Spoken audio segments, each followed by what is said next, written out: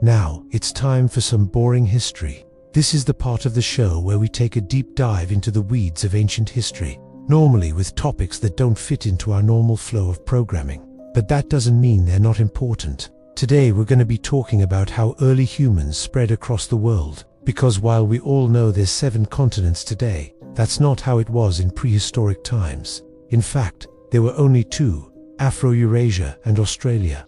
Antarctica wasn't a continent back then, it was just a big old ice cube. And North and South America weren't their own separate land masses. They were connected to the rest of the world via a land bridge called Beringia, but it wasn't forever. Around 13,000 years ago, rising sea levels at the end of the last ice age flooded this area, breaking off the Americas and leaving us with the 7 land masses we have today. Now, let's go back in time. We re-gone start in Africa, where the oldest evidence of modern humans has been found, and we re-gone follow them as they spread across the world. Around 200,000 years ago, humans migrated out of Africa for the first time, but they didn't get very far. The oldest evidence of these humans has been found in Morocco, Algeria, and the Middle East, but for whatever reason, they died out. So it's not certain if they made it all the way out of Africa, or even left the Middle East. Our next known migration out of Africa started around 70,000 years ago, and eventually made it to India and Southeast Asia. This group would have encountered another human species, Homo sapiens, Neanderthal Serbians, or the Neanderthals. These guys were stocky, short, and strong with large brains. They used tools, hunted large game, and lived in caves. Their DNA can still be found in Europe, Western Asia, and even some parts of Northern Africa. But by 40,000 years ago, they went extinct. Some believe that our modern humans killed them off, but others say the Neanderthals had no luck competing with modern humans because of their brain size. See, it turns out bigger isn't always better. The Neanderthals had about 10% more brain matter than Homo sapiens, but all that extra space wasn't used efficiently. While the Neanderthal brain was larger overall, the parts of the brain associated with language processing were smaller.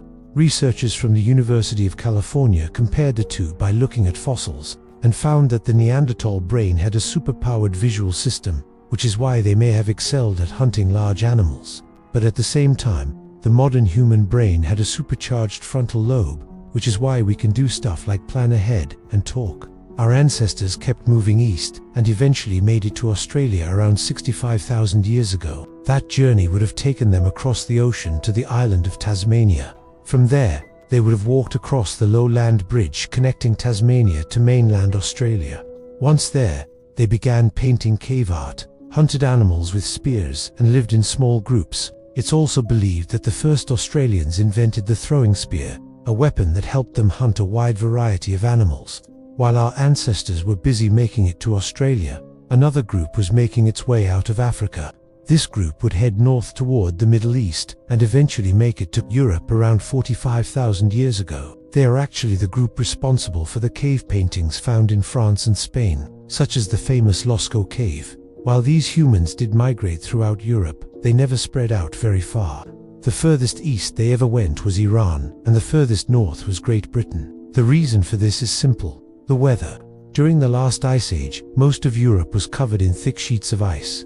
The only place humans could survive during this time was along the southern coast and the eastern river valleys. It wasn't until the climate warmed up that they began exploring the rest of Europe. Another group of humans left Africa around 50,000 years ago and headed north into Western Asia and Eastern Europe.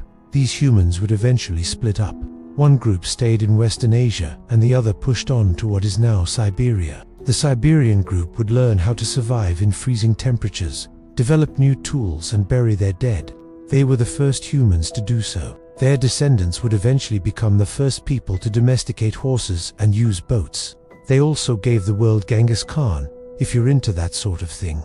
The last group of humans to leave Africa did so about 12,000 years ago. They followed herds of migrating animals into the Middle East and quickly spread out across the region. Some made their way to the mountains of Georgia, others traveled to the lowlands of Turkey.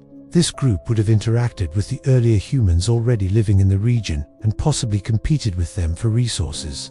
We don't know much about this group because they haven't left behind many artifacts. And that's the story of how humans populated the Earth. You might think that would have happened a lot sooner. But when you consider that humans spent 200,000 years in Africa before migrating out of it, 12,000 years isn't that long ago. Hey, if you enjoyed this video and want to see more, please subscribe and leave your suggestions for future videos in the comments section. If you want to help support the channel, join our membership program. Shout out to our existing supporters. You guys are awesome, and thank you all for watching.